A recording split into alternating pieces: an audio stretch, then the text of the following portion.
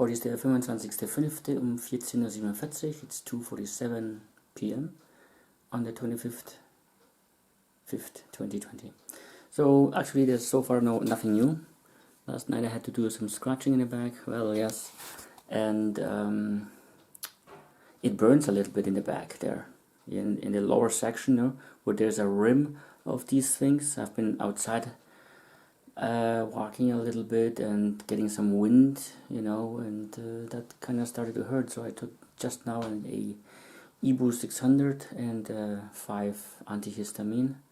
So, and while I was walking, I put my hand on it, doing some spiritual healing and heating up my hand, and it started to calm down a little bit, and also pulling my neck a little bit upwards, down, like that, to release the pressure of, tearing on me. So it helped also a little bit, So now I took this Ibu painkiller. Last night I didn't take any painkiller, which is a good thing. And that's it. So es tut mir hier hinten weh. Da ist da so eine Rim, da die untere Reihe von Kruste an dort, weil es zieht halt ein bisschen. Ne? Ich will dort keine Vaseline mehr darunter geben, weil, ich weiß nicht. Einerseits hilft die Vaseline schon, aber for one thing, the Vaseline helps, it softens the skin, but then I have to do scratches, scraping outs again, So gebe ich keine Vaseline, und dann habe ich auch Geistheilung gemacht, Hand aufgelegt, weil es windig kalt draußen ist ein bisschen, und von Rückenwind bekommen, und dann hat es halt angefangen zu schmerzen, so. Das hat ein bisschen geholfen, und auch wenn ich meine Haut so die Nacken nach oben gezogen habe, so nach oben, ne? Dann entlastet es auch noch, ne? So, und jetzt habe ich vorhin eine Ibu 600 genommen mit 5 Antihistamine, das ist 50 Milligramm, normale Dosis sollte sein, 5 Milligramm für einen Erwachsenen, aber I don't know. So, schauen wir mal, wie es aussieht, also.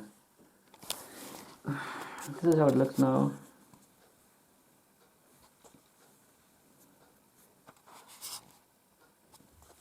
So here's the rim, the bottom rim, where it's kind of tearing, the feeling of tearing. So I'm pulling it upwards like that, so it relaxes the skin. So here's die untere Rand der Kruste, sieht man das, ja? Und der zieht halt, und deswegen ziehe ich das halt so hoch. Damals habe ich auch immer Vaseline hier gegeben. I put Vaseline normally there, so that relaxes it, but I don't want to do this anymore. Somehow. Ich weiß nicht, ich habe keine Lust, voller Fieses zu machen. Ich bin müde. I'm tired, I'm exhausted from this, It's so uncomfortable to walk around with it. Either you have a bandage on it, or with or without it.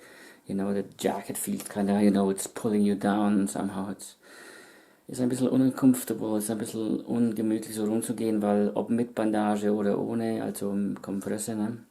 Die Jacke zieht einen so ein bisschen runter, das Zeug, so unangenehm, also wirklich, ouch. Knacks, okay, das war's.